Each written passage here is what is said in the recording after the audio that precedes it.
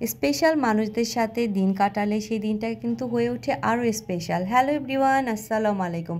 কেমন আছেন সবাই? গত 18ই সেপ্টেম্বর বৃহস্পতিবার আমাদের কিছু স্পেশাল গেস্ট এসেছিল আমাদের কলাবাগান আম্মুর বাসায়।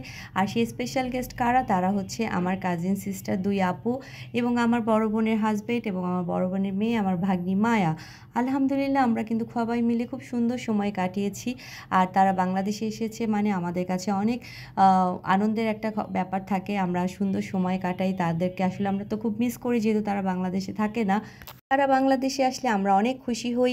আর আম্মু সেদিন তাদের জন্য অনেক মজার মজার খাবারের আইটেম করেছিল। আর তারা যেহেতু আমাদের অনেক স্পেশাল পার্সন, সো তাদের জন্য তো আমাদের ভালোবাসা দোয়া সবসময় থাকে।